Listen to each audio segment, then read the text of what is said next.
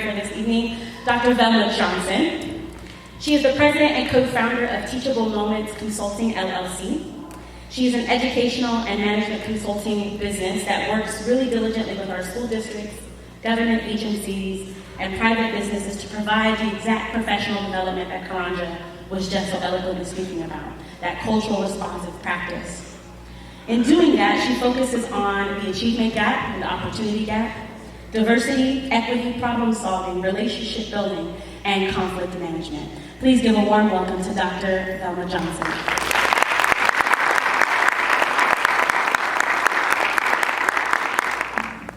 So I'm going to read the bios for the candidates. First up, we have, who won the coin toss? Jamila? I did. I'm going second, though. All right, so I'm going to do this first. You have to be fair. I wanted them to do rock, paper, scissors, but I guess not all the world's problems are solved that way. I would have thought. So Rita Moore first moved to Portland in 1989 to teach at Portland State University. She grew up in a working-class family in Boston with parents who both grew up in orphanages.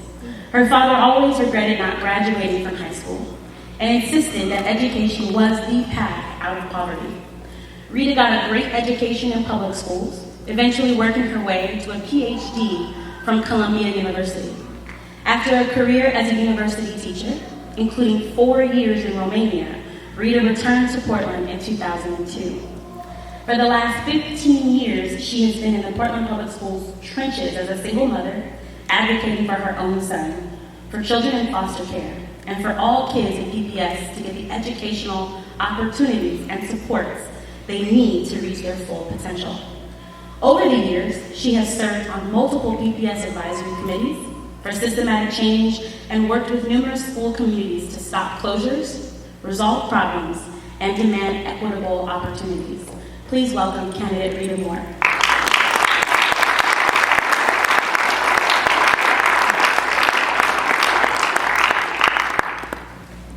Jamila Singleton-Munson is a Portland Public Schools graduate and has spent a career in education as an educator, administrator, and a teaching mentor. She is currently running for School Board Zone 4 to be accomplished collaborative leadership to create excellence in education at this district. While attending Grant High School, Munson was nominated and chosen to be a Pamplin Fellow, a peer leadership program at Self-Enhancement Incorporated. While a fellow, Jamila experienced the impact a dedicated mentor and counselor can make in the life of a student. Applying this knowledge as a student at the University of Oregon, Munson became a co-director of the Black Student Union and then the university's Multicultural Center. Working collaboratively with student leaders, she helped create a support network for students of color and challenged racial inequities on campus. Determined to continue helping students in low-performing schools succeed, Jamila began her education career through the Teach for America program. During her first assignment as a 5th grade teacher in the South Bronx, Jamila affirmed her commitment to educational excellence, student growth, as well as cultural responsive teaching. While a full-time teacher, Jamila completed a Master's of Education and obtained certification in an ELL endorsement. Throughout her career, Jamila has sought out professional development opportunities and gained critical skill sets in administration, which led to important leadership roles as assistant principal and then principal. Each step of the way, Jamila was dedicated to transforming school culture and creating pathways to student success. Since returning to Portland, Jamila has remained a committed leader in education and an advocate for culturally responsive curriculum. Munson also works with educators to provide professional development, particularly in providing cultural-specific instruction and developing content that resonates with today's diverse student population. She is the co-founder of Community for Equity PDX, a local group of community leaders focused on social justice. Munson lives in Northeast Portland with her husband, Iran, and their dog, a cane corso named Albina. Please welcome candidate Jamila Singleton-Munson.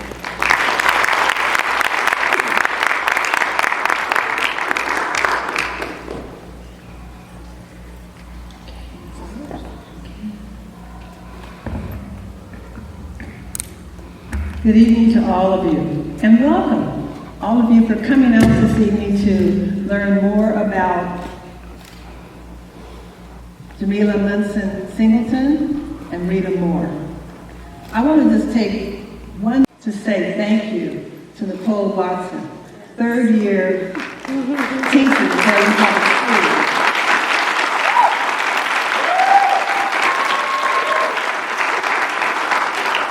Initiative in establishing this forum is incredible, and we really appreciate all the work you put into this, Nicole.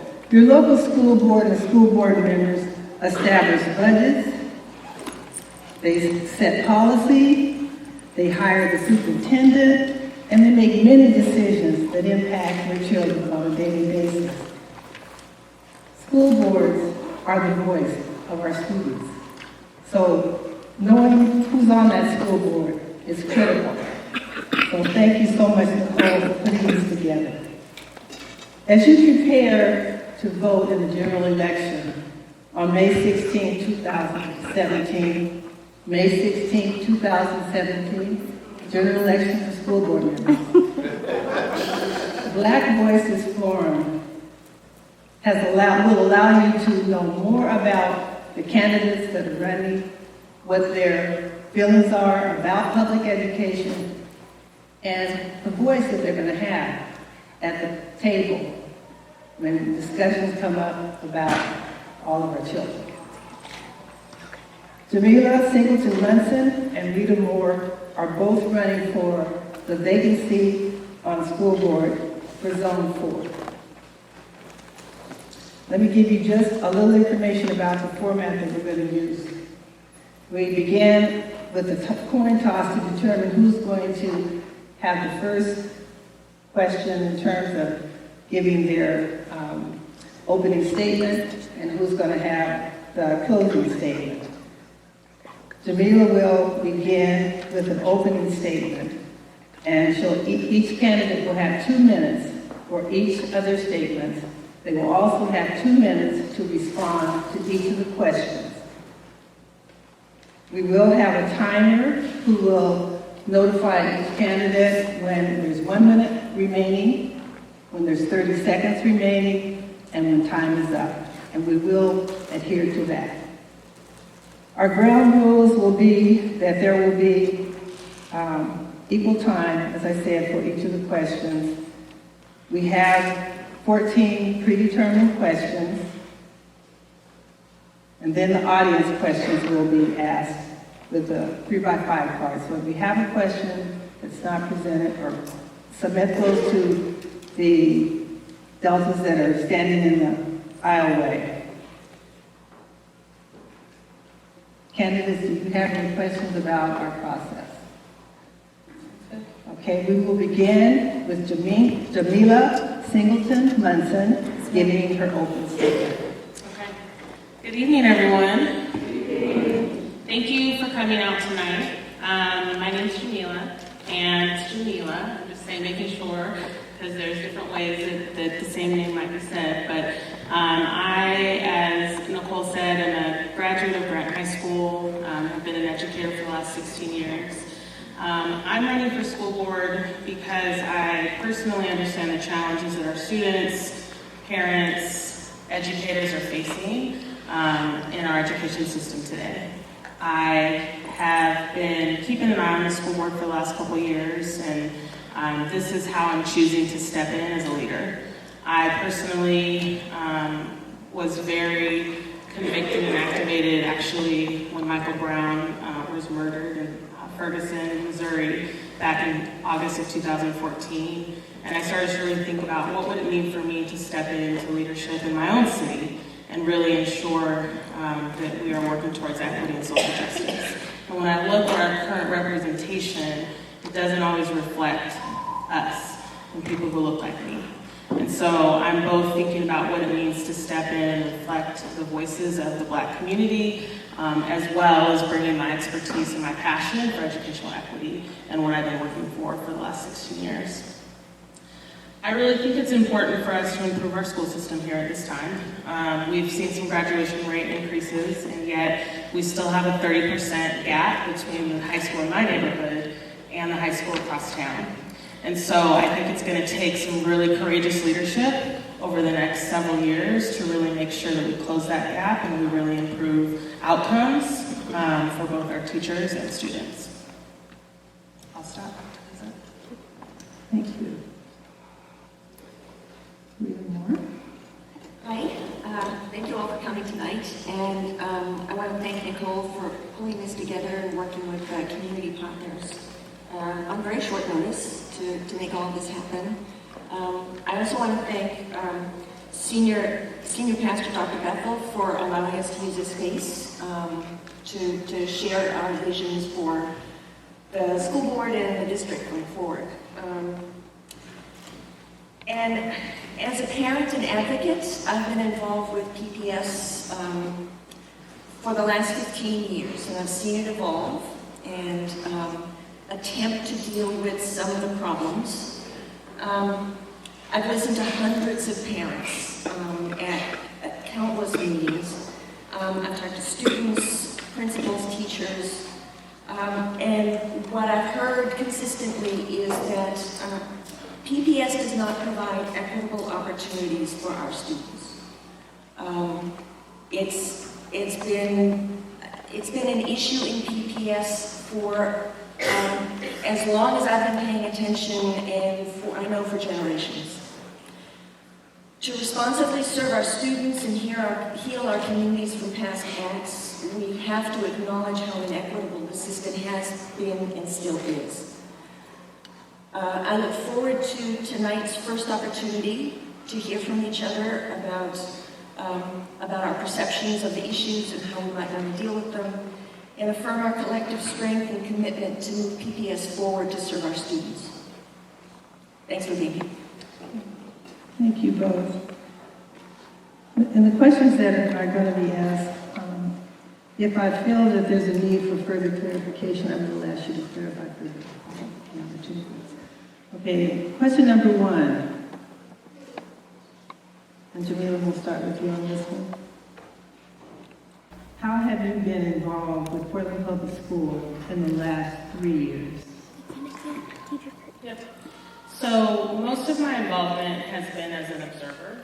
I have been participating through watching our board meetings. I've joined a couple of the enrollment balancing conversations to see, and I've also started to keep an eye on what's going on through some of the Facebook and social media discussions.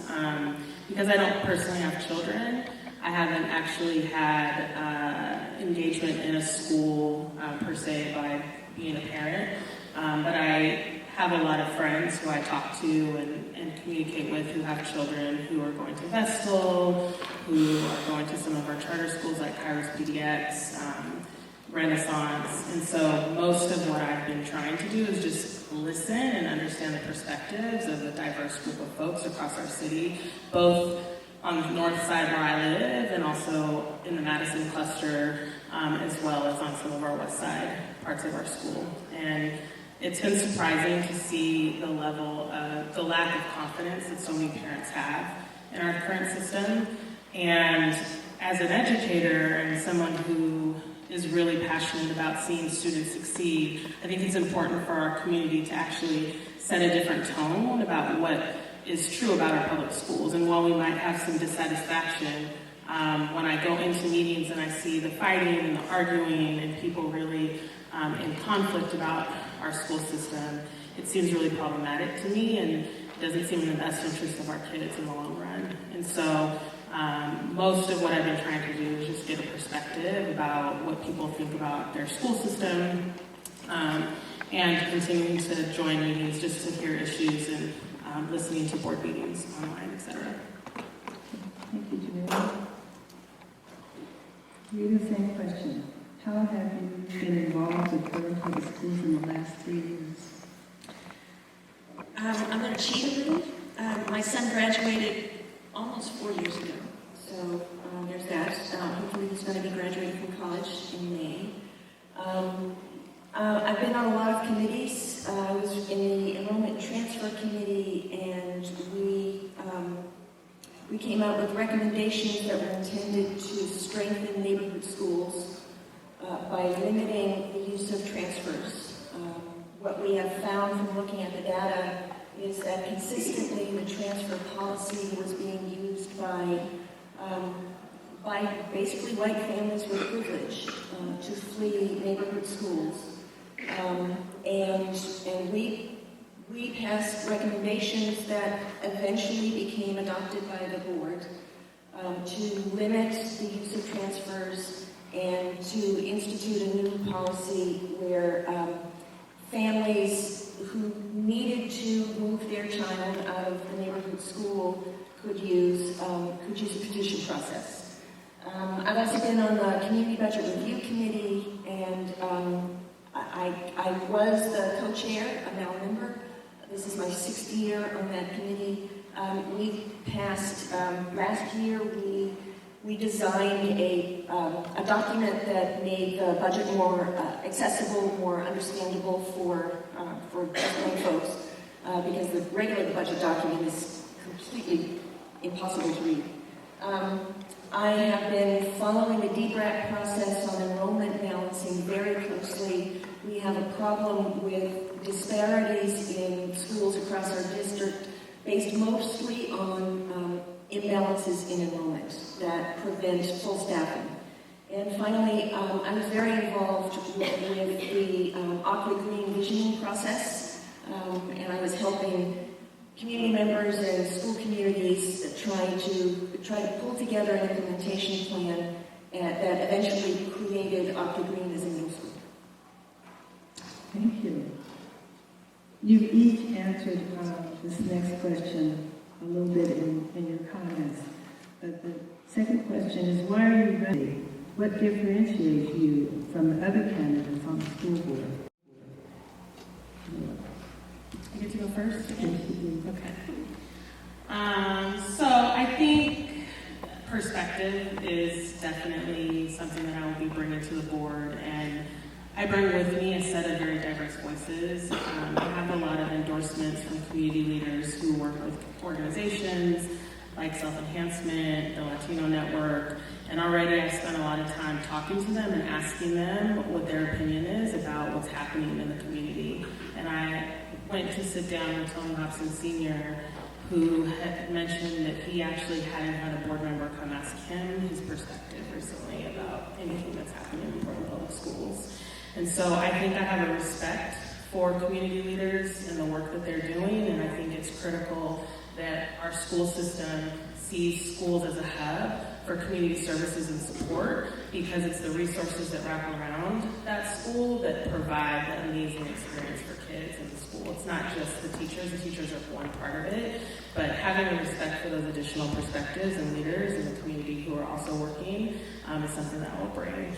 I also think I bring a level of expertise about teacher training, teacher preparation, and particularly I've been working for the past 5 years to evolve our teacher training model at Teach for America to include culturally relevant pedagogy. And so Karanji talked earlier about putting policy into practice. I actually understand what it takes to move from just having conversations about race to actually shifting practice with the kind of learning environments that we build for students, and also making sure that we're providing curriculum that's more reflective of our students' backgrounds and helping them develop their socio-political consciousness and the cultural competence of our teachers. So I think both with my resource of people who I've connected to and my personal experience having been an educator and what I've been trying to evolve, because I think that's what teachers need, would be the two main assets I would bring to the board, as well as just my own level of, I'm a collaborative person, it's the experience that I have, and I will bring that kind of leadership to the board. Thank you. Rita, will you state the question?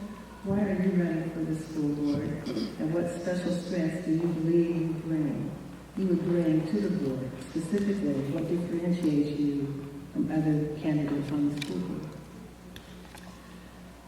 I'm running because I've been, for a very long time, I've been seeing how PPS has been failing so many students. And I've been involved primarily with system-level changes, trying to get PPS as a system to work better. And I have to say, every time, we have great policies to a large extent, but the execution, the implementation of the policies has been really lacking. And, we've talked a lot about equity. We have a great educational equity policy and practice in schools, and that we have structural inequities that are preventing teachers and school leaders from doing their best work and from providing students with the educational opportunities they need and deserve and the supports that they need. And we've been looking at this for decades now. And what I have been doing is focusing on system-level work with the committees I've been on. I've developed some expertise in enrollment issues, which is very complicated, but totally fixable if we have the will. I've developed some budget expertise through the committee work, and the budget is where our values, where the rubber hits the road in our values. There's a Joe Biden quote, don't tell me what your values are, show me your budget, and I'll tell you what your values are. And I don't think we've been living up to our values. So I'm running because I want a board that is paying attention to how things are playing out on the ground. We need to have a policy perspective, but 80% of any policy is implementation. And we need to be paying attention to that. And I think with my experience, I can help bring that. Thank you. This next question, we'll start with you on this one. What would you do to ensure special education teachers are better supported due to the higher needs of their students? Special education is a big item for me. When I was advocating for kids in foster care, I went to an awful lot of IEP meetings and way too many expulsion hearings. We're not providing special education teachers with the resources that they need.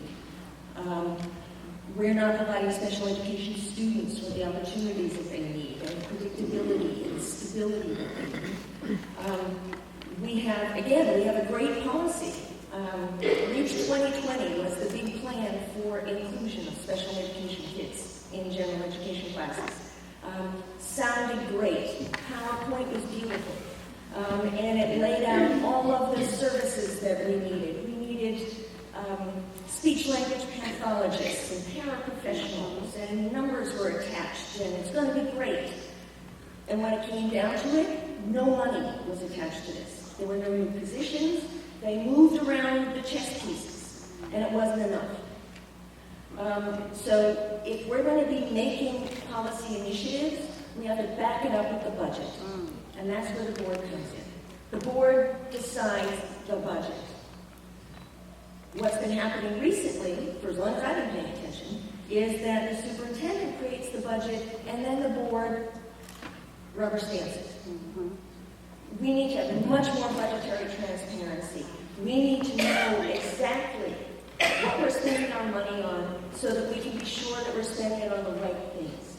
And if we have a policy initiative, then that initiative, in addition to the PowerPoint, there's got to be at least one slide on there that tells us all where this money is coming from.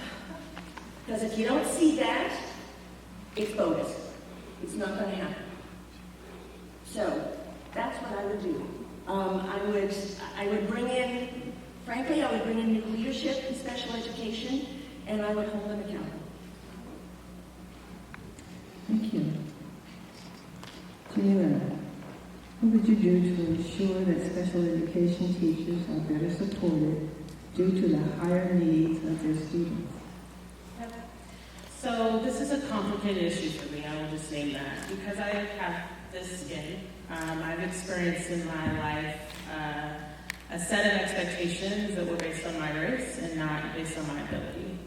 And so I think part of supporting special education and part of ensuring that we are providing the right level of special education supports means that we have to continue to address the racial equity issues in our district.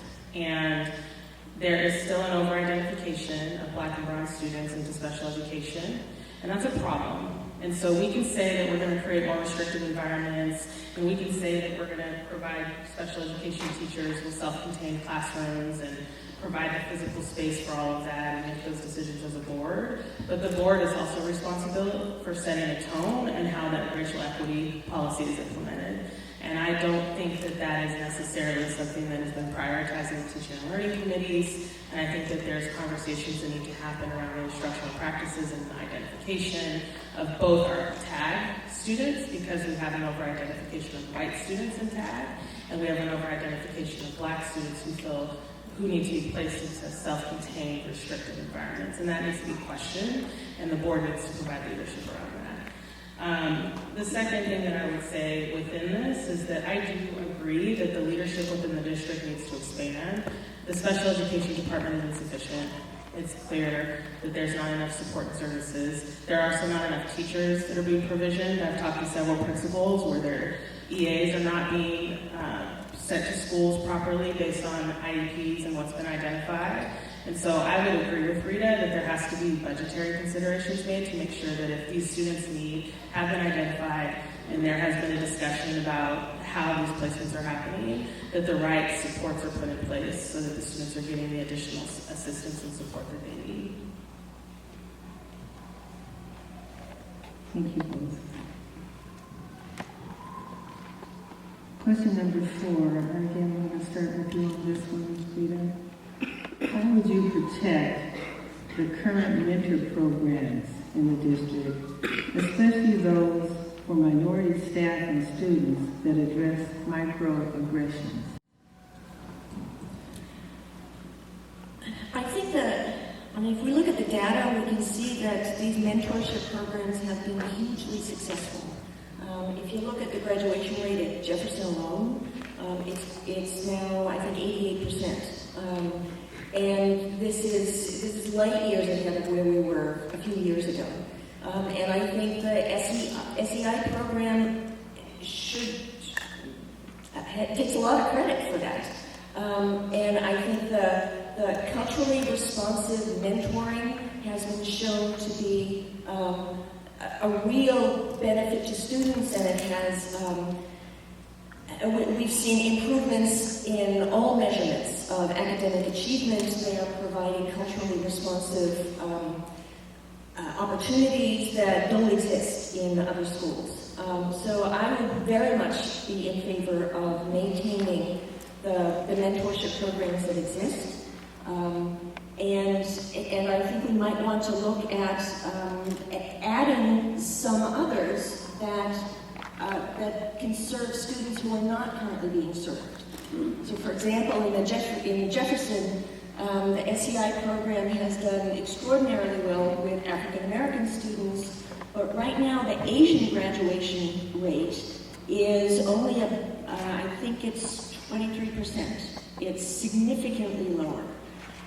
So I think we need to provide some flexibility in the kinds of culturally responsive services that would be available to a student regardless of the school that they attend. So I would be in favor of it. I would also say that in general, PPS does not do a good job of learning lessons from their experiences. And I think it would be extremely helpful if we could know what is happening with these mentorship programs that are different, so that we can learn those lessons and spread them across the district and provide them to teachers in every school so that all students can benefit from them.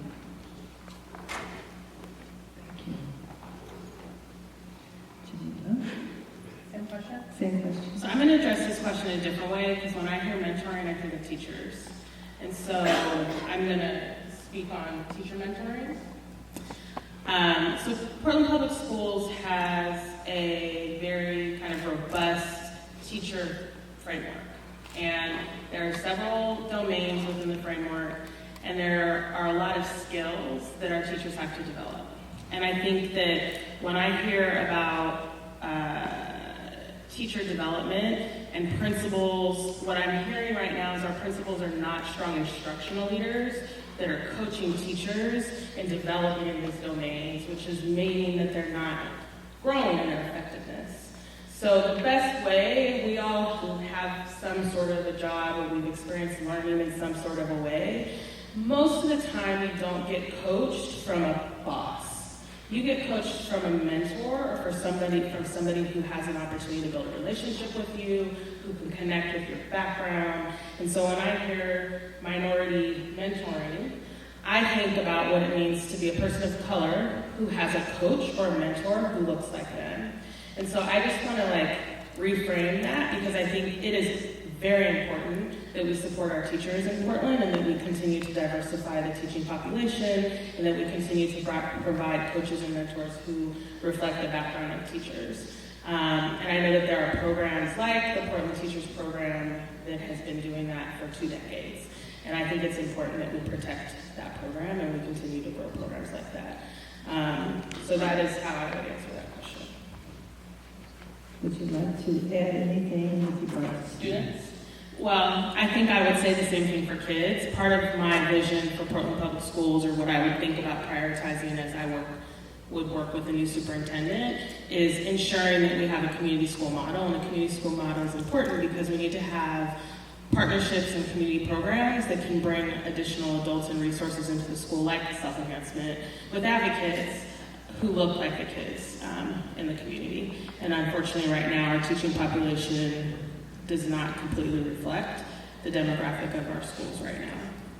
We have 7 to 8% teachers of color, where the kids represent 40 to 50% of the population is students of color. So I think those programs are critical to bring additional adults in. Thank you. Okay, Jamila, question number 5. How do you view the role of the equity department in Portland Public Schools? Explain your answer. Yeah.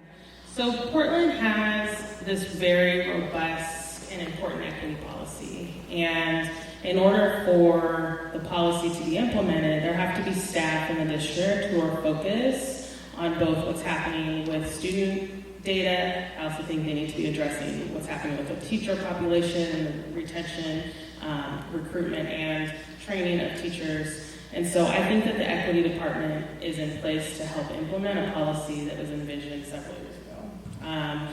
I think that right now, in order to improve upon the policy, there's going to have to be a different level of investment in the training that's happening. Currently, Courageous Conversations has been pretty central to what's coming out of that office, and while I think that that is part of it, there's also a lot of research about culturally relevant pedagogy in the brain and frameworks and practices that could be shared with teachers to improve their practice. And so I think that the equity team should be supporting schools to implement these other practices and strategies. I know that there are equity TOSAs and people who go into the schools, and to be honest, because I'm not on that team, I'm not exactly sure the impact of the work that they're doing, but I think the board would want to see what the results have been with the equity teams and the care teams, and continue to evolve that structure with the TOSAs. And I also think that we need to put some different indicators in place for the contracts that are in partnership with organizations that are providing culturally specific support.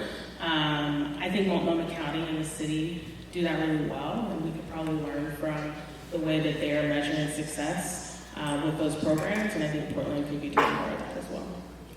Thank you. Rita, same question? I actually agree with a lot of what Jamila said. I think the equity department has, over the years, done some really important work in particularly in making the equity issue kind of the central focus for the district. And I would say that's actually the lasting legacy of Carol Smith, that she has made this district equity focused. I think we can do better on the implementation of some of the policies, but I think the fact that we have identified equity as our prime value is a critical component of where we're going to go in the future. I agree that I think we need to be much more intentional about evaluating programs, and I think in general, PPS needs to do better on writing contracts that have clear deliverables and clear accountability measures so that we know what we're doing and how we're doing it, and we have a clear sense of how we know when we're doing better.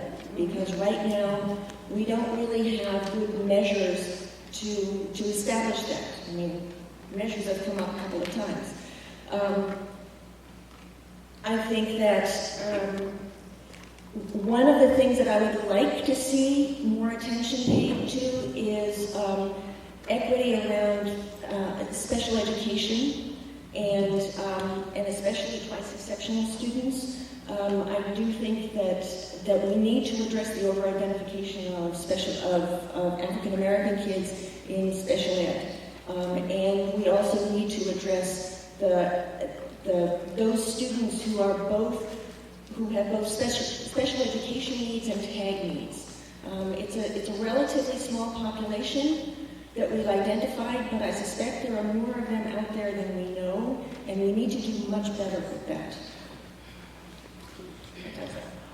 Do you want to expand on what you said about doing more about addressing the over-identification of special ed students?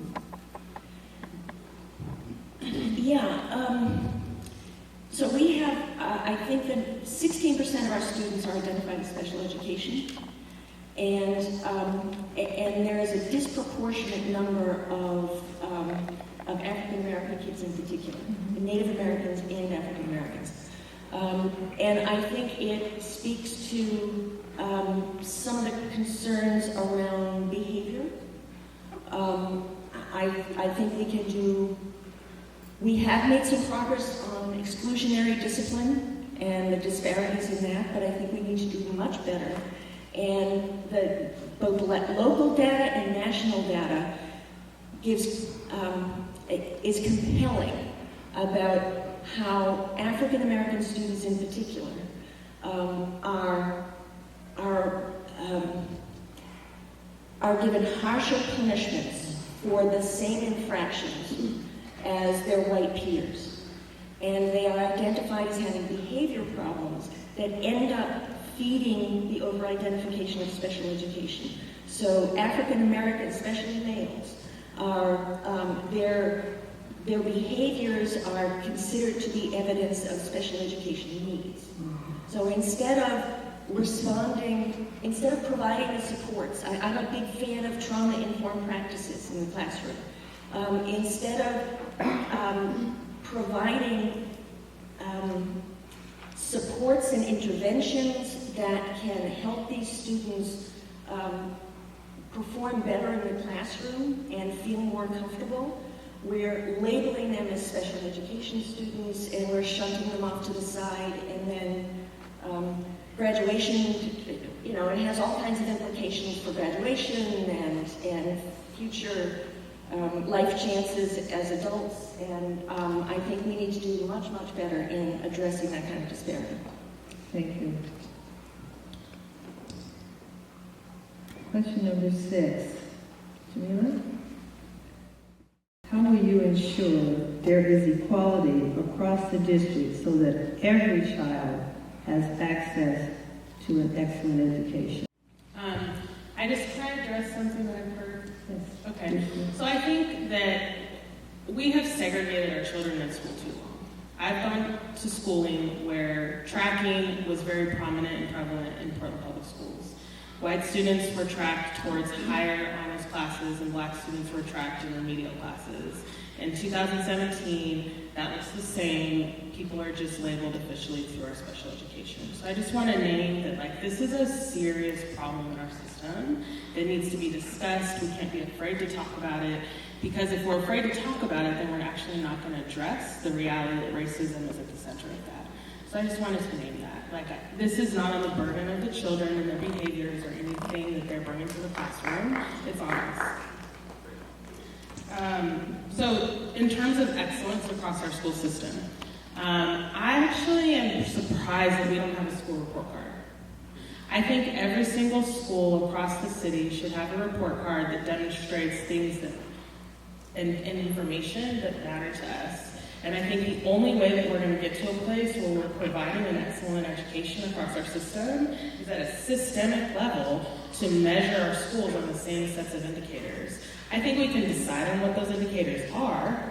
I'm not saying that those should be in place to punish our schools, but it's information that promotes transparency so that we can be clear that Sitton Elementary in my neighborhood and Woodlawn over here on this side of town are performing in different ways. And I think that that's important for us to analyze. And right now we're looking at indicators like graduation rates in 9th grade and 3rd grade, and that's great. But I think it's time for us to move to looking at the school as a unit of change and for us to really be clear on the excellence that's happening at every school in Portland. So I think if I were to get on board, that would be one of my first priorities, is to have a discussion about what we mean by excellence at our K-5s, at our middle schools, and our high schools. I know that there are plans in place right now that are happening in committees. I know there's a middle school committee that's working on building an instructional program for our middle schools, but it's a long list of things.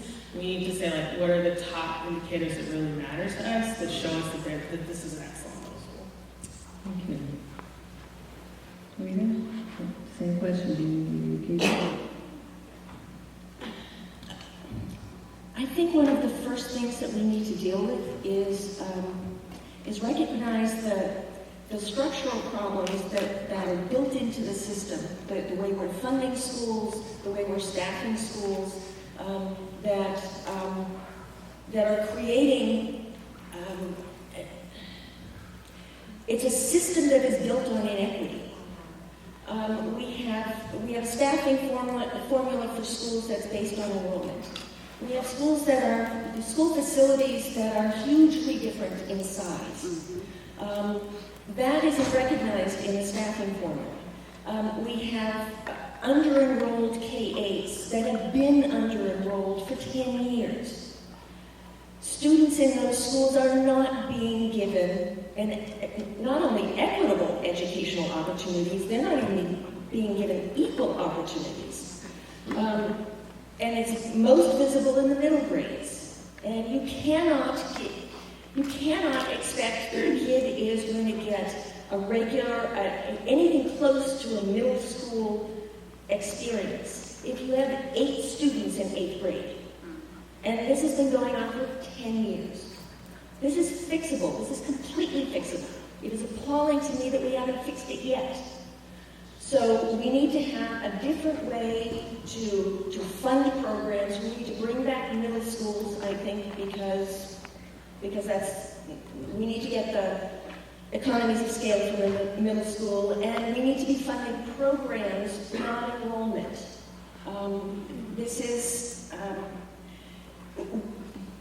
Last year we finally came up with a comparative list of course offerings in different schools. We've been asking for this for at least 8 years. Finally, we got it, and the disparities in the educational opportunities available to students are mind-blowing. They are stunning. That should not be allowed to happen. We need to fix it, and it's totally fixable. Thank you. Question number 7. I'm going to start with you on this one, Rita. What would you do to ensure that every teacher and administrator has internalized cultural competence trainings?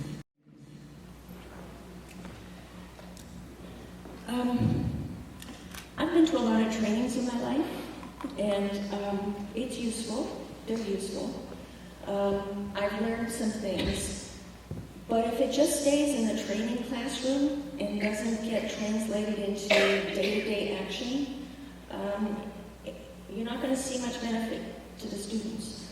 So I think we need to do the professional development. We need to have the trainings. But we also need to have schools that are organized in a way that can allow teachers to work with each other, using TOSAs to bring in coaching, We need to make it a real life collaboration within each school to put into practice the stuff that we learn in trainings. And I think the way we have organized our school day, the mandates that have been passed over the years, what we've lost is the ability of teachers to create real teaching teams. And I would like to see us do what we can to make that much more available to teachers. Having teacher mentors, having master teachers be available. Allowing planning time so that teachers can get together and help each other, to observe each other in the classroom. I would like our principals to be much more available to be instructional leaders in the schools. They spend an inordinate amount of their time doing administrative stuff. They're out of the building at central office, sometimes more often than they're in the building. They need to be given the opportunity to provide the kind of mentorship and coaching for their teaching staff that they know that the principals can do and the teachers need. And I think that would go a long way toward helping us improve the experiences of students in the classroom. Thank you. Jenna? Can you say the question one more time? Yes, I can.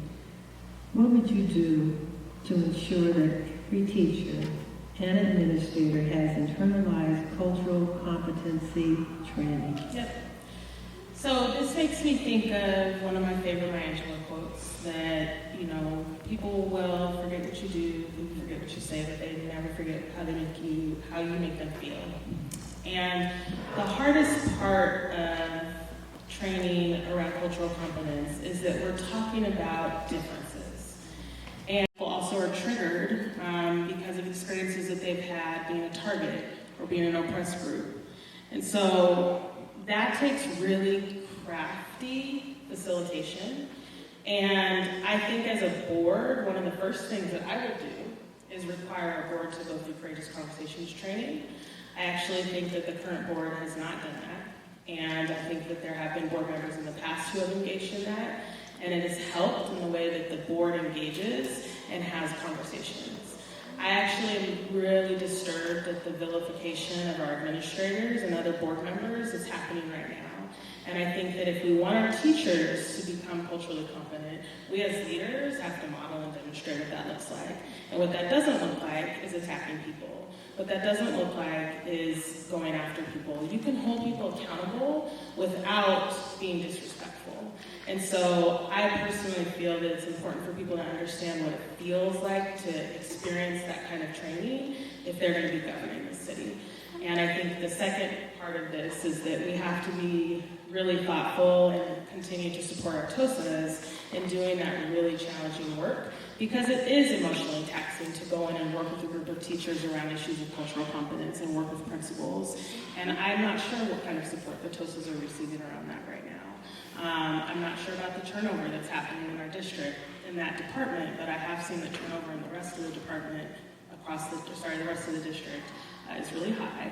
And so we have to also retain people so that they can have the skill and the relationships to actually do the work, because bringing new people into a school is not going to be how we improve cultural competence. We actually need to retain people who have relationships already.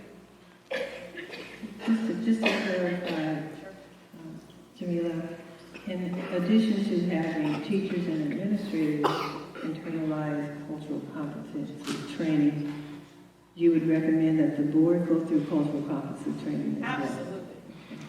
And with the superintendent as a team. Thank you. And I would say that because we have a board member who's coming into our city who we need to embrace, and we need to ensure that we're working with him with culturally competent leadership as board members. Thank you. Question number 8. How would your leadership help administrators and staff members understand poverty and how it affects learning? And the second part of the question was, is it a school board member's job to influence building policies? So this is an interesting question for me. I've been trying to really think critically about the proper role of a board member. So I'll start there, and then maybe that'll share some light on my second answer. So I think that a board member is a leader who is a public servant, who is governing the city, who sets policy, and really models leadership within a group of other folks. And so the one board member is actually not the sole provider of information. The board member actually brings a perspective. In some places, maybe the board member has some perspective that's stronger than other board members, just depending on people's backgrounds, because everybody comes in with some life experience before they sit on the board. And so I think that it's the board member's job to come to levels of agreement and set policy from the board, not to manage principals. It is the role of the board members to be working in some form of unison, not necessarily consensus, but to develop policy, to influence what's happening, and the superintendent is really the one who's responsible for working with the school buildings and making sure that everything is happening. This is why the report card just makes so much sense to me, because as a board member, it feels pretty impossible right now to have a pulse on what's happening in the schools, because there's not any kind of school level roll up of information. And so I would give a concrete example. There's a survey that's currently going out to parents across the city. That data may or may not be reviewed by the board. From people I've talked to, it's not really something that the board is being accountable to. And so I think to answer the second part of your question, there will be information inside of that survey that could shed light on what's happening in different communities based on income and poverty. And I think that it would be part of the board's job to set some level of to set some expectations around what they want to be true with parent engagement, with student learning. And I think this question is so hard because those are two big questions to answer in 2 minutes. But I think first we need to get the board role back aligned to making decisions together and not managing building principles. Okay, thank you. Rita, would you restate the two-part question? I think I got it. Okay. Let me do the poverty first. I grew up poor, so poverty is a very big item for me. If we look at national numbers, we know that poverty has an enormous impact on a student's ability to learn. And we know that rates of poverty among children are really at appalling levels in Oregon. It's roughly a quarter of all children live in poverty. And that kind of toxic stress has impacts on the brain's functioning. And this is a really significant factor in the ability of students to learn and to learn about themselves and to develop their potential. So I would probably talk about it a lot with my fellow board members. But I would also, I think the board ought to be, I think PPS in general and the board in particular ought to have as one of its priorities working with the city and the county and potentially the state on issues that are driving these poverty rates. Things like housing. We have so many homeless children or children whose families are couch surfing. This is a hugely stressful problem for many of our students. PPS has a responsibility to the city to work in collaboration with other government entities to try to come up with policies that will mitigate some of these problems. And the second half of that question about intervening in buildings. I would say in general, if under normal circumstances, I would say the board should not be intervening at a building level. In recent years, I think we've had some real issues with we've had some issues around school leadership. And largely because we haven't had the kind of systems in place and policies and practices in place that would ensure quality leadership in every building. Right now, I think that it may be necessary for the board to be paying more attention to building level issues than I would otherwise be in favor of. But in general, I tend to agree. The board should be focused at higher level than, and not be directly intervening within individual schools. Thank you, Rita. Question number 9, Rita. What is your position on the difference do you see between for-profit and non-profit?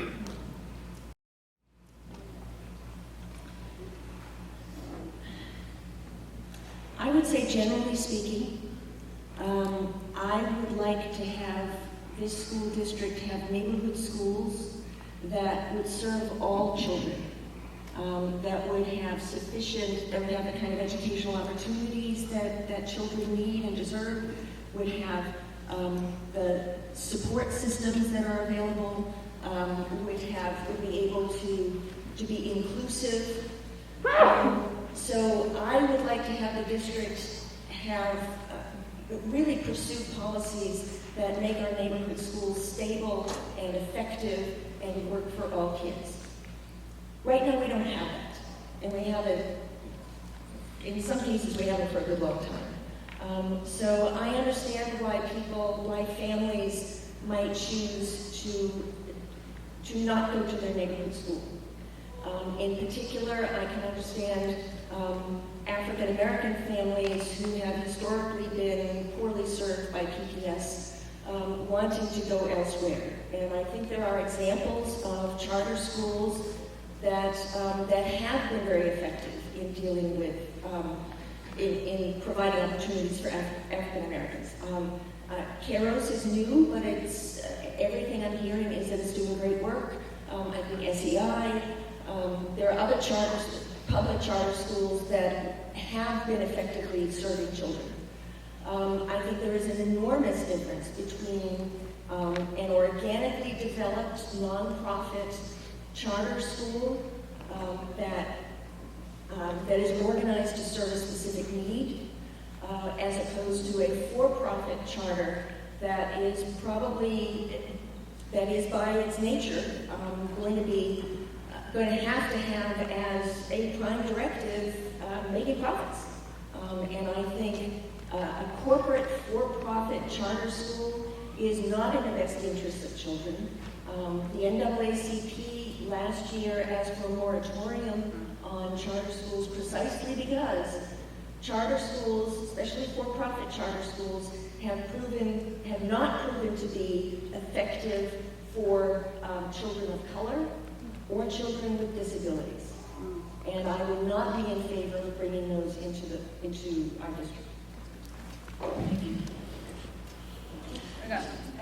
Okay. All right. So I have personal experience working with charters. I spent 7 years with KIP, which is a national large charter organization. And I think when I graduated from college and I went into teaching, my sole intention was to operate with a sense of urgency because of what was at stake for children today, this year, right now. And I think that some charter options have become a necessity in some communities because their parents feel that what's at stake for my child right now is too high and I need a better option than what is currently provided in this public school. And I was talking to a principal recently this weekend, and one of the things that she reminded me is at her school, only 50% of the kids who live in the neighborhood actually go to her school.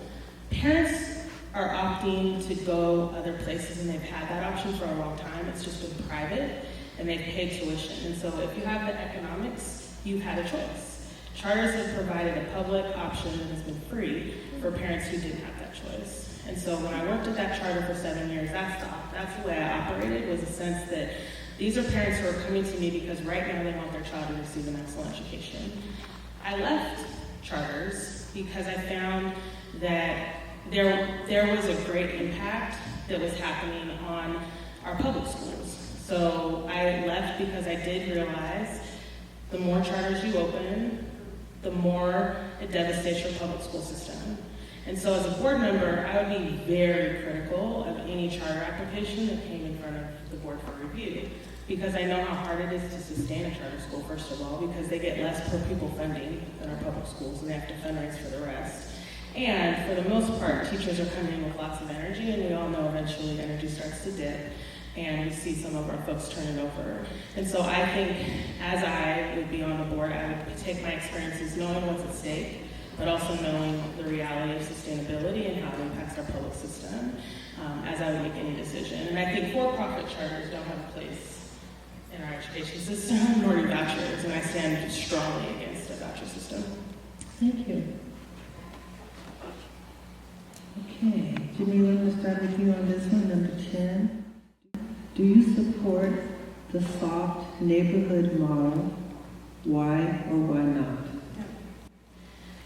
So this is something that I'm learning a little bit about, to be honest. I do think that it's important for us to harden the lines of schools and people being able to transfer between schools. I think that the work that DBRAC has been doing to shift our boundaries and balance out enrollment at the K-5 and middle schools is a better strategy, and making sure that those are the boundaries, and whether or not kids might move over time, I think is a better strategy than taking a handful of kids and busing them across the city to balance out a school. And I also think that there's an undue burden in a soft neighborhood model on students who come from low-income communities or students who are moved to diversify at their school, which I've heard is what this model seems to be reflecting, and one of the principles that it's reflecting. So I think that the best strategy to fix enrollment in our schools is actually to change the boundaries. And I know that that is not necessarily what all of our families want, and I know it's going to be a hard choice and a hard discussion.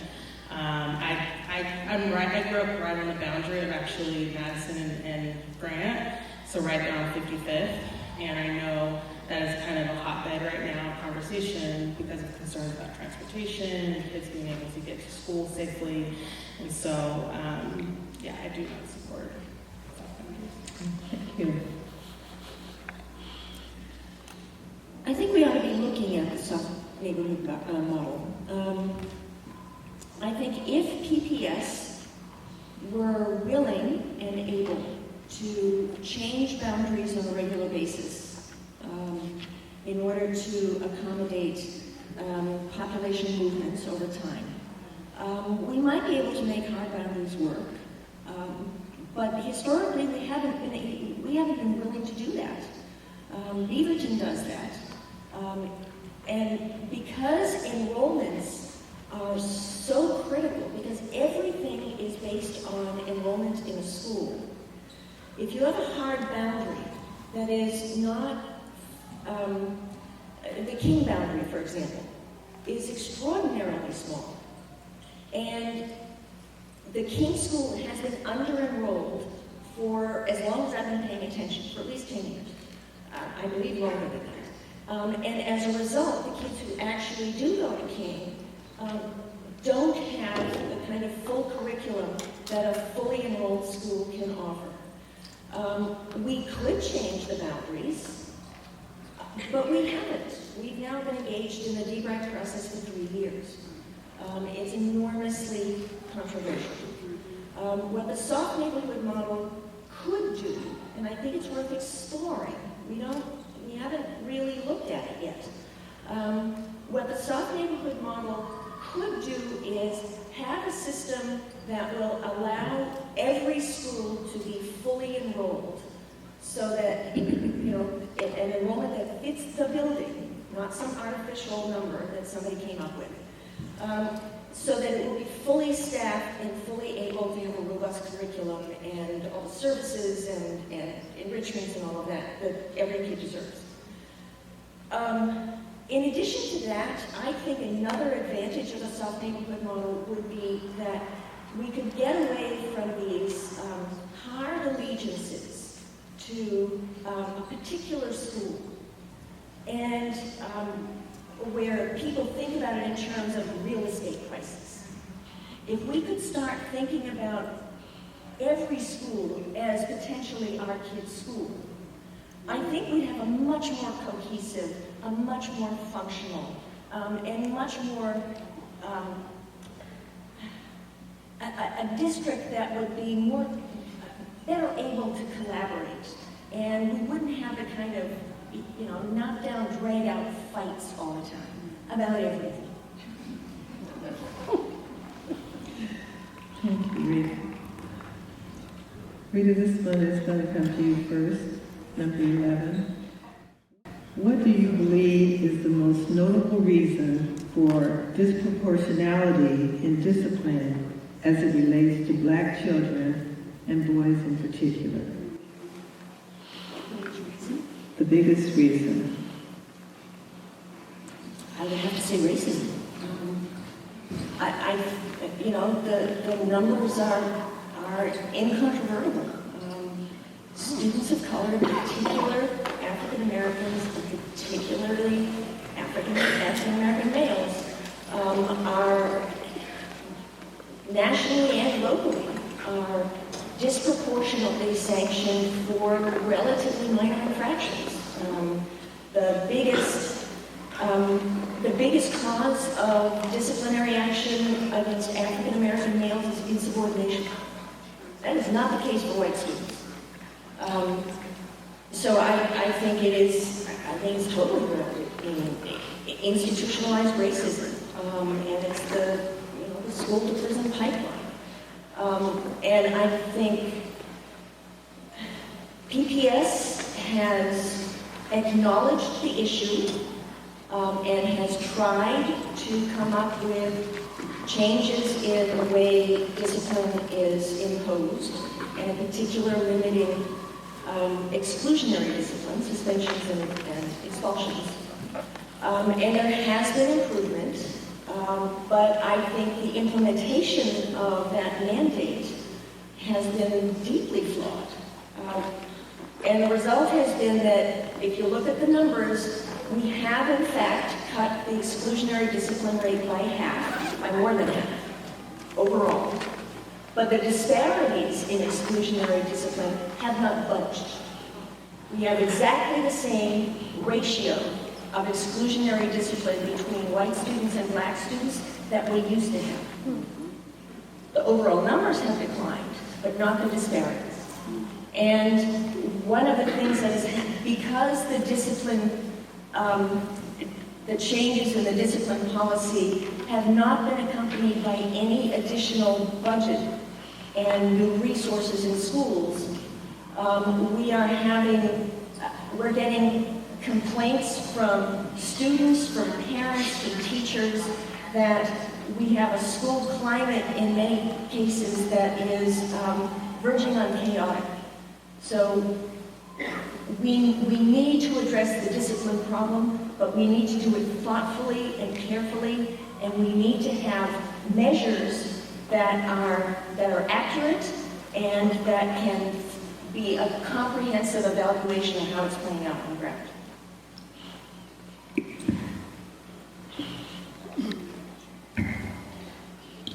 Let me ask you just to expand a little bit on one point you made. You said that the overall number has declined, but not the disparities. What would you attribute that to?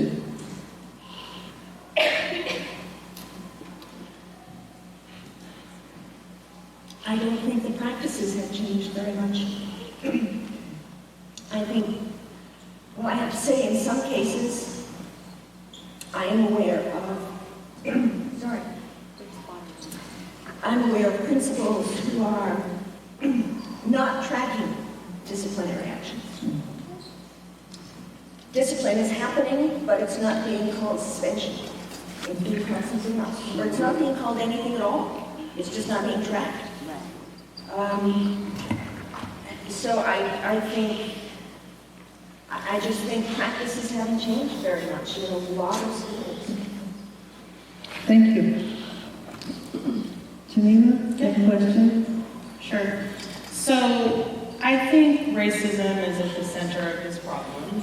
And I think when we talk about racism, right, there's a level of anti-blackness that's at the center of racism. And what is perceived to be blackness. And I think in our school system, our teacher preparation programs don't talk a lot about that. And so I really believe that part of the challenge, and this is an evolution of my thinking over the past 15 years, but I think part of the challenge is how we push on our schools of education to have curriculum that is promoting a inclusive, non-segregated, supportive environment and teaches teachers how to create learning environments for a holistic child. And part of what I've heard, actually, that I want to address that Rita just said, is that there are learning environments that are perceived to be chaotic. And part of anti-blackness is perceiving black behavior to be out of control, for it to be violent. And while I understand that that is a teacher's perception, or that might be a parent's perception who's walking through the school building, we have to really interrogate what we mean by chaotic. And maybe that seems, maybe people don't agree with me on that, but that is something I feel very strongly about. And so when I talk about having school report cards and I talk about what it means to have a healthy school, we need to think about, like, what would it mean to have an inclusive environment where all children are able to thrive? What kind of practices have to be put in place? What kind of activities need to be in place, because kids sitting in the classroom for 2 hours without being able to have PE or being able to have any activities that allow them to be creative or express themselves, especially Black people who are very creative and musical and communicative and just having to sit behind a textbook all day. That's very challenging. And so I think this issue's large, but I would say that we have to address an anti-Black sentiment first. And it's important to have board members who are Black on the school board to be able to be vocal about that. Thank you. Question number 12, Jamila. What do you believe is the better learning environment for children, K-5 or K-8? And explain your answer.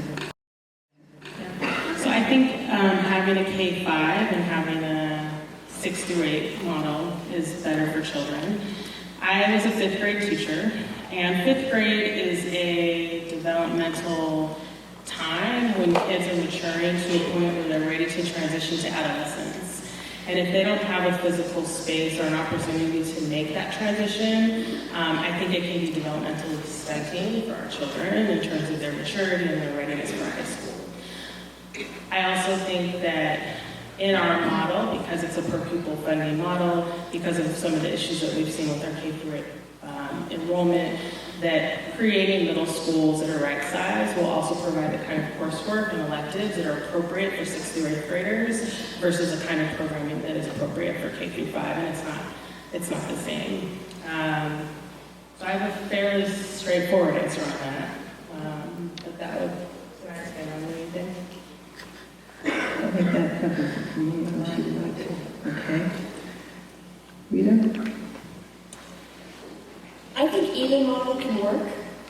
You can have a K-5 middle school model or a K-8 model, and if you resource them appropriately, thoughtfully, intentionally, for K-8 school, because when he was 9, the thought of him going into middle school was horrifying to me. But he is not happy he went to K-8. He is angry at me because when he was in middle grades, he had nothing remotely fun or interesting in his life. Middle grades were a misery for my family. There was nothing that made me want to get out of bed. And I don't think he's unusual. A middle school, even though it can be, you know, a little challenging and emotions run high, it still offers more opportunities for kids than the K-8 model does, certainly the way they're set up now. Educational opportunities, social opportunities, recreational opportunities, we're not giving it to the K-8 students. And what I'm hearing from teachers and principals in high schools, in the first 2 hours, they can tell which kids have come out of the K-8 and which kids have come out of the middle school. The K-8 kids, especially in under-enrolled K-8s, they are not academically prepared, they are not socially prepared, they're not emotionally prepared. We're leaving them behind, and we have to fix it. Thank you. Okay, number 13. Do you believe ethnic studies should be a standalone course or a subset of the current history curriculum?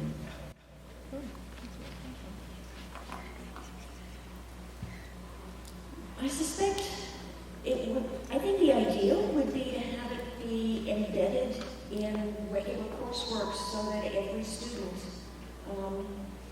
goes through it.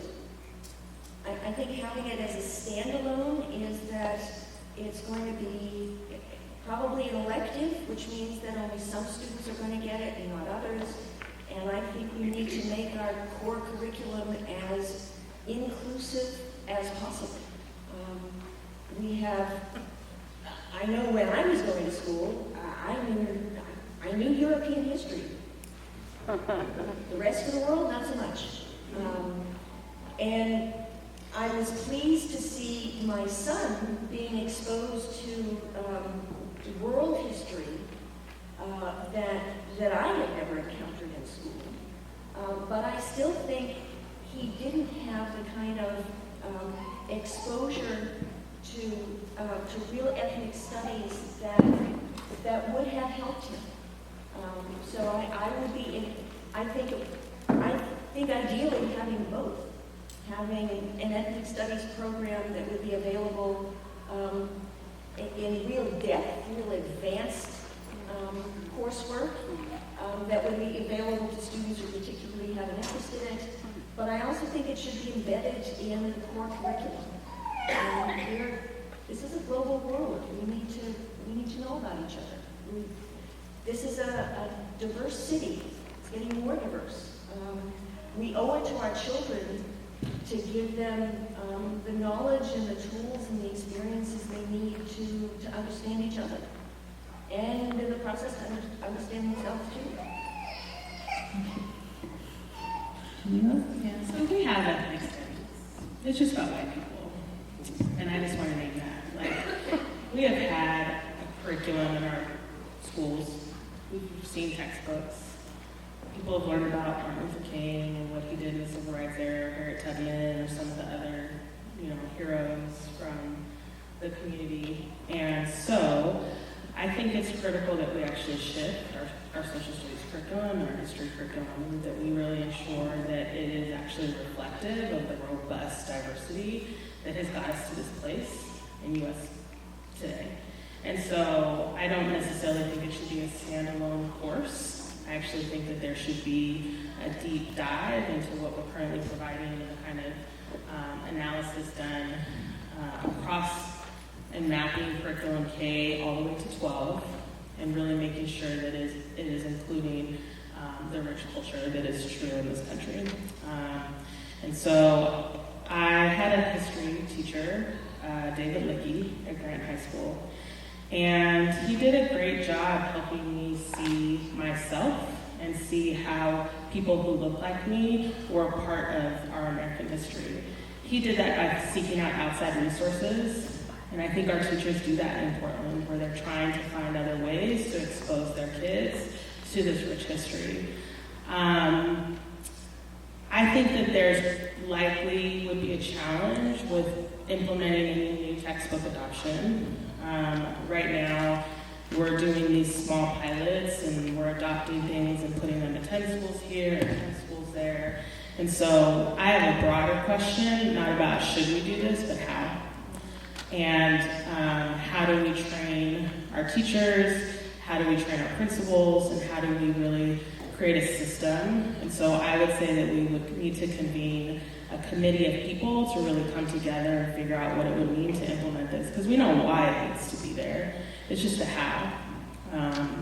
And I think that there are probably people in this room who could probably really help us figure out how to execute on a better curriculum, K-12, that reflects the diversity of our community.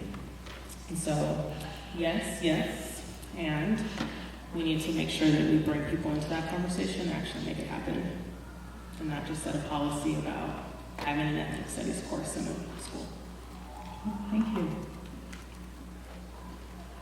Okay, this is our final question from this platform, and then we'll go to the audience questions.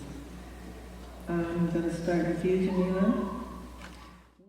What is your opinion of the efforts of billionaires like the Waltons, Wall Street, Silicon Valley, the American Legislative Exchange Council, and corporations in their attempts to shape and transform education?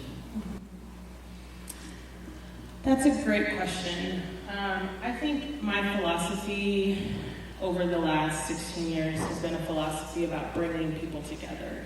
And I have really tried to, with urgency, find the resources and leaders who are willing to make a change for our kids. I will admit, I don't know who the majority of those people are on that list, so I admit that. Because even though I work for Teach for America and I've received some feedback about here are all the people who fund Teach for America, that's not really something I pay attention to. Because coming from an environment of scarcity in education, I have found it just to be important to have the resources, and I haven't done a critical analysis of where those resources are coming from. And so I admit that. I think that in philosophy, billionaires should not be able to make decisions without the input of other community members. I will say that there are billionaires or millionaires who are at the table, but that doesn't mean that they should be the only voice at the table. And so it's a really tough question in that in saying that, it's saying that there should be an exclusion of people who shouldn't be a part of decision making, and I don't necessarily know that that I think that that's true, because I believe in bringing people together.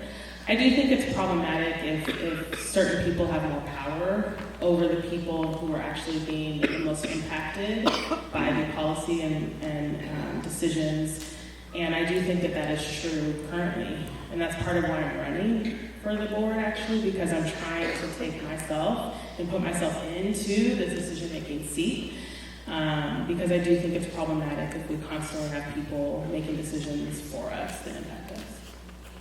Thank you. Yeah. Rita, would you like me to read that question again, or are you good? Okay. I'm not a big fan of billionaires. And I think they have far too much power in this country in general, and in particular in education. The idea that market mechanisms are the best way to organize life works really well if you're a billionaire. Not so much for the rest of us. I am no more in favor of using market mechanisms in education than I am in having market mechanisms drive healthcare. Education is the ultimate public good. Education is supposed to be, okay, now I got myself off. Public education is free universal public education is America's gift to the world. We were the first ones to do it. And yes, we haven't done it well. Yes, there are structural problems. Historically, we have we have failed to serve many people, in particular African Americans. But public education is the bedrock of our democracy. If we lose it and it becomes privatized, we have lost much of what makes America America. Public education produced the middle class. We are losing it. And part of that is the overwhelming power of the billionaire class to make decisions that govern the rest of our lives. We are selling. Education is a multi-billion-dollar business, and it's coming at the expense of our children. The testing industry, the textbook industry, the charter industry. We're now about to get vouchers. We have Donald Trump in the White House and Betsy DeVos in the Department of Education. They are wholly owned subsidiaries of the billionaire class. And I will be damned if I allow public education in Portland to be sacrificed on the altar of somebody else's wallet.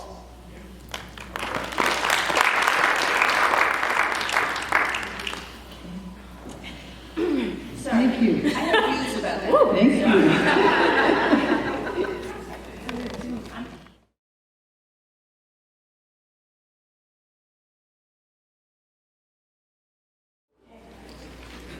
Thank you.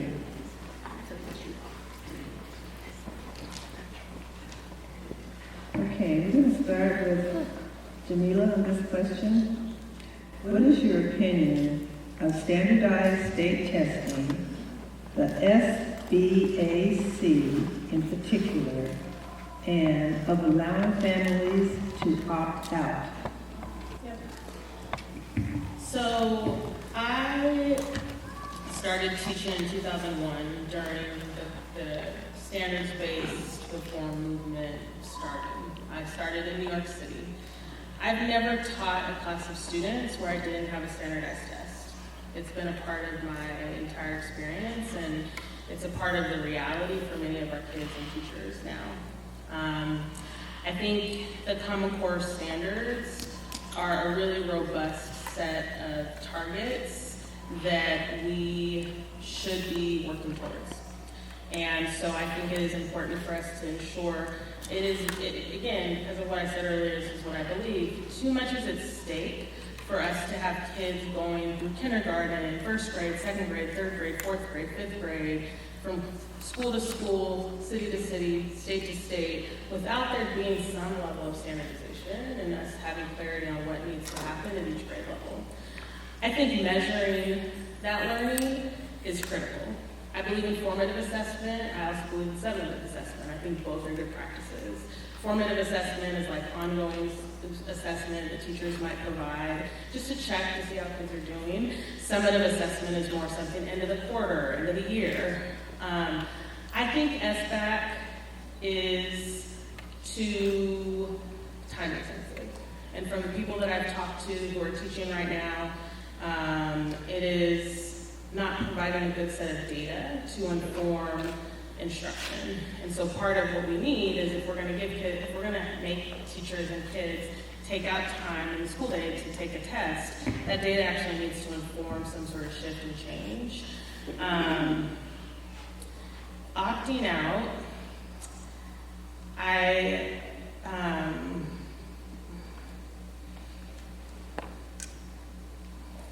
think that opting out is a strategy to take away resources from students who come from underperforming schools.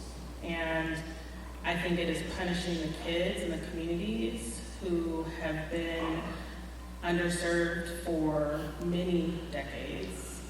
And it puts those kids at risk. And I have a problem with that.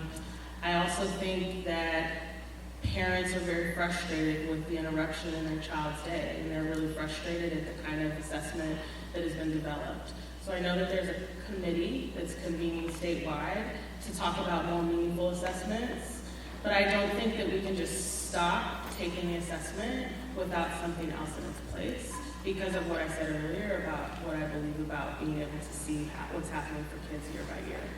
So I hope that there is some really meaningful work that comes out of that committee. I haven't personally been involved. Maybe there's an opportunity to be involved in that. I haven't seen that opportunity posted publicly yet. But I think that we need to engage in that conversation for sure. Thank you. I'm not a fan of testing. I think there is a need for assessments, good assessments, formative assessments that will inform teaching. Standardized tests are not that. Since 2001, the No Child Left Behind, we have been engaged in a massive movement to have standardized tests imposed on kids from every year from grade 3 to grade 8, and then once in high school. The results of the SBAC is just the latest version of the test. We used to use OAKS, then we use SBAC. It's basically the same idea. SBAC is aligned with the Common Core, which is a whole other conversation. But standardized tests have been shown for decades, generations now, to be fundamentally biased.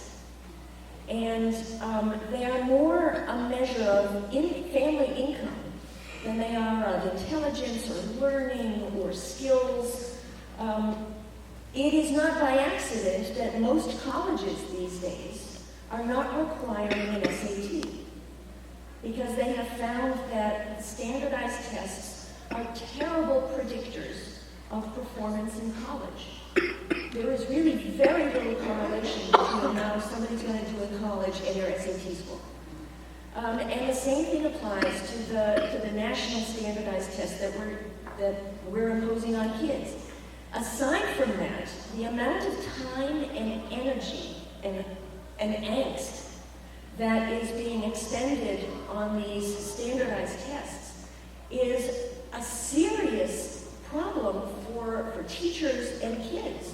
We have one of the shortest school years in the country. And we are spending literally weeks, in some cases months, preparing for tests. And the teachers don't get the results of the tests. They go into some data bank somewhere.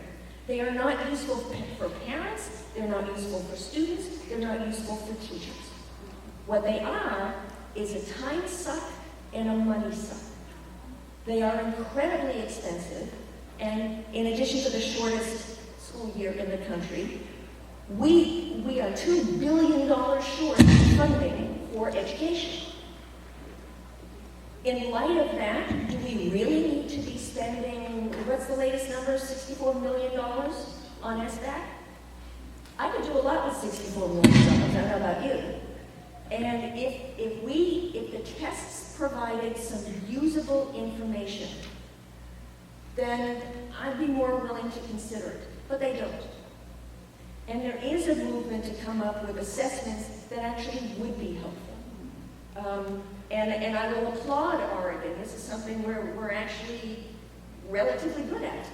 We are looking at the costs. We're doing an audit. Lou Frederick has been pushing for several years now to do an audit on the full costs, not just the dollar amount, but the opportunity costs that are associated with SBAC.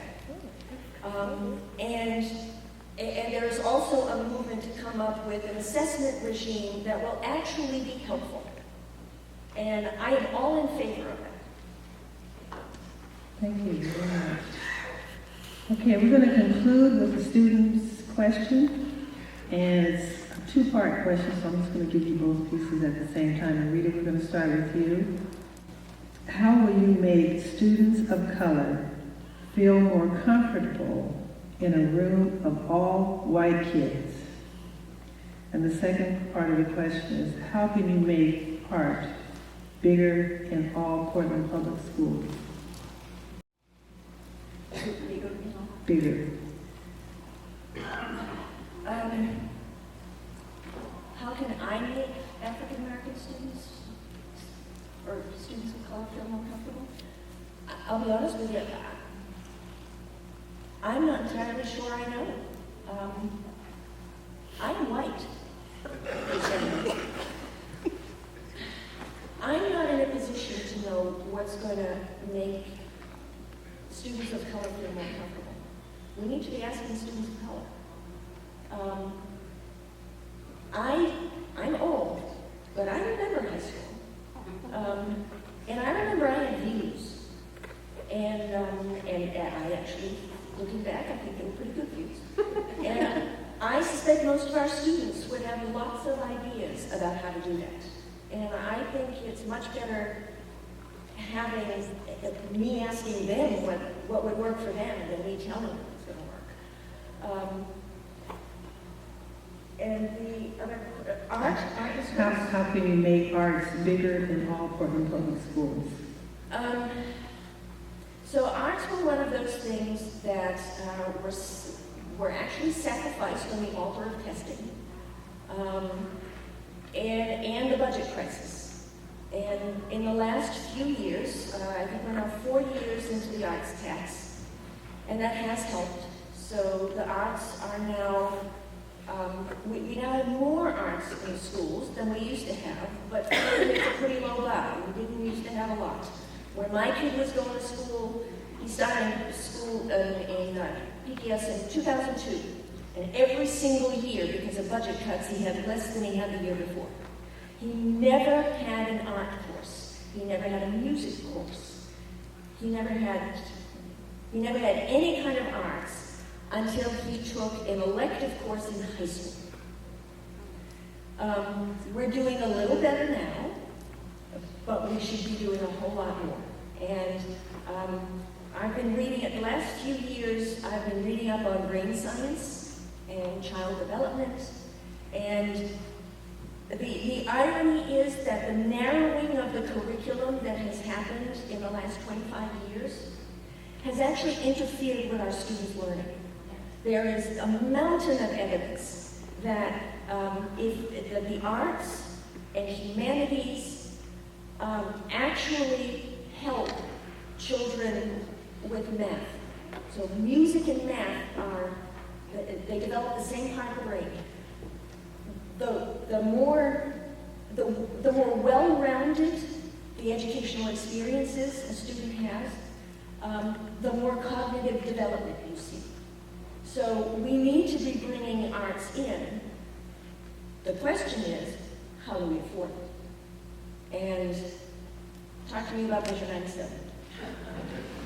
Thank you. All right. Am I still on? You are. Okay. Well, if a child had an opportunity, if I had an opportunity to say something to a child, I would say these things. All students are children. Black, white, Asian. And so, what our kids need to hear is that we believe in them, so I believe in you. You matter. I'm actually here for you. And if you need anything, don't hesitate to reach out to me. And that's what you say to kids to help them trust you, to understand that you're an advocate for them. And I think in a room with all white people, anyone can say that to a child.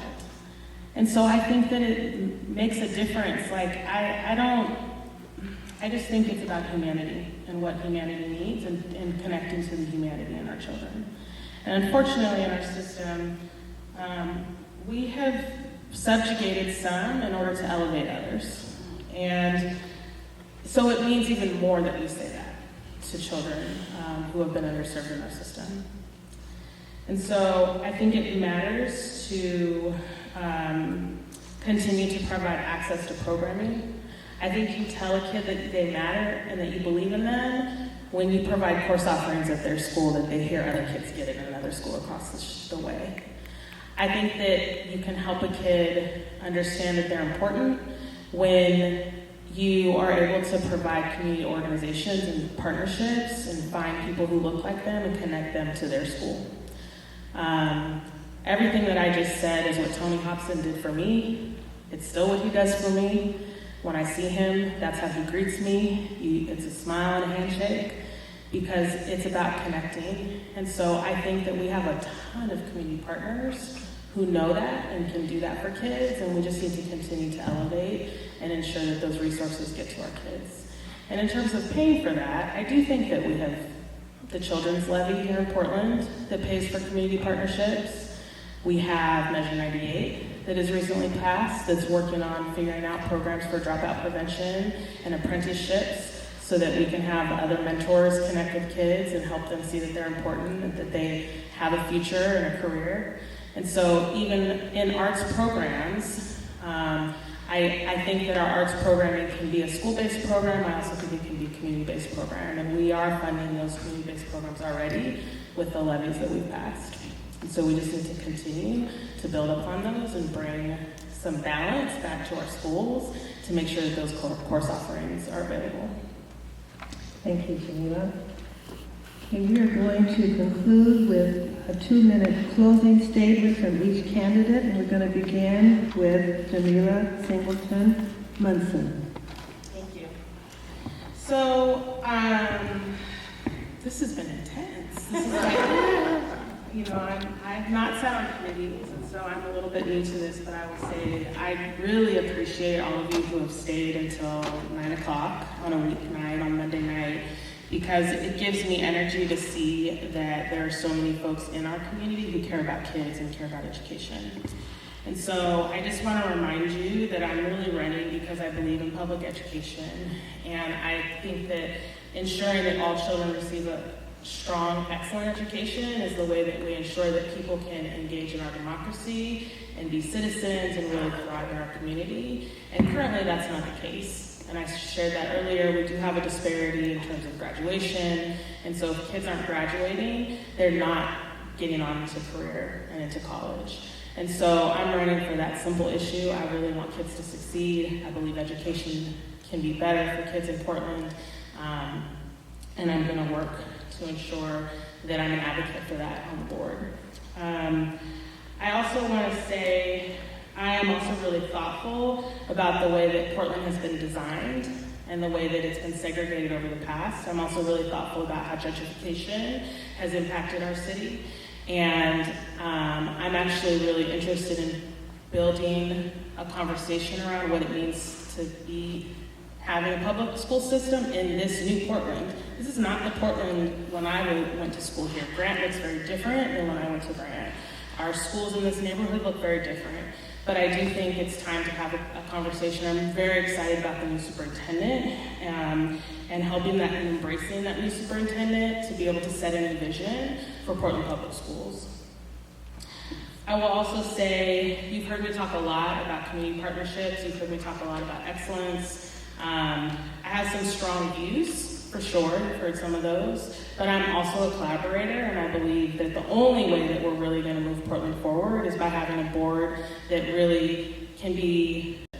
And I do want to commend Mr. Buell. I know that you've worked really hard on behalf of kids for the past 3 decades, and I think that the work that Mr. Buell has done, there was a time when we needed agitation, and I think that not that I won't have a sense of urgency, but I will operate differently. I have a different background, I have a different set of experiences, and I really want to bring that to the board and elevate my leadership for the cause of educational equity here in Portland. So I hope that you all will stand with me as I head into this race. I also will take your questions. I will name, I'm not one who engages on social media a ton. So I just want to name that. I actually think it's hard to have a dialogue with people. I really like to have one-on-one conversations. So if anybody here ever wants to come talk to me one-on-one, I'm happy to do that and schedule a time to have coffee. You can reach out to me via email. I'm also really responsive that way as well. And so you see my email online. It's Jamila at Jamila for Portland Public Schools. Jamila at Jamila for Portland Schools. And I appreciate you guys tonight. Thank you, Jamila.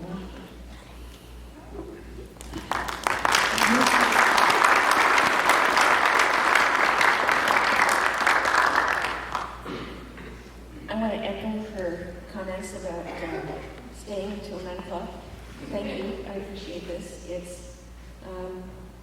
It's actually pretty inspiring to go to meetings with so many people who are so dedicated, and it kind of gives me hope. There are times when I've been hopeless about PPS. And I'm hoping that, right now I'm hoping that we're kind of on the cusp of a new era. And I know Portland has failed too many kids, in particular your kids. And as I said, I'm white. I will never know what it's like to be a person of color. I do know what it's like to grow up in poverty. And I've seen too many kids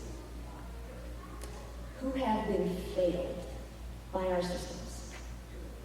And I've spent the last 15 years in various capacities trying to advocate for those kids. And you do what you can with what you've got. I have to say, it's taken me a while, probably longer than it should, to recognize the privilege that I have. In my head, I'm still a working class kid with a chip on her shoulder. But over the years, I've paid attention, I've listened, and I think I have a better sense of the fact that I have been lucky, and I have been privileged, and I have used that privilege. And what I want to do now is and what I've tried to do is use that privilege to serve kids. And serving on the board is one way that I can do that. And I think it's sort of I've been, in a way, leading up to it for a long time. And I want to bring my experience and my skills to PPS to try to make it work better. And my hope is that we can make PPS into the district that our kids deserve it to be. That kids will graduate from high school and they'll be able to say that their memories of their experience in PPS were mostly positive. And that they found their village, they found their community, a nurturing community that they can carry into adulthood. And that they had educational experiences that were inspiring. That they were able to discover themselves and embrace their own character and find their interests and their passions. And that they have the skills to take those forward and do what they want to do in life. That's my hope for PPS. We're not there yet. We're not even close. But I think we can get there. I'm very hopeful that we're going to start a new era with Dr. Dickey, and I think we can fix this place. We can do this. It's going to take a lot of work. It's going to take a board that pays attention, that is fully engaged and ready to go to work. And that's what I'm running. Thank you.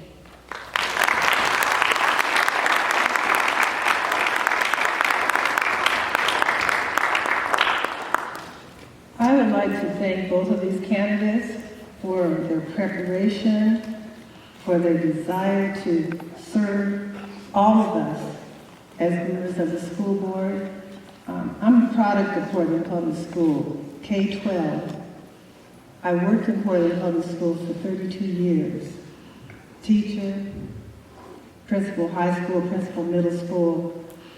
And what I hear from these candidates are the voices of change that we need in our school board. I've never in 32 years had an opportunity to hear board member candidates talk about the voice that they're going to bring to the board, representing our children. So I think, Nicole Watson, you have started something here.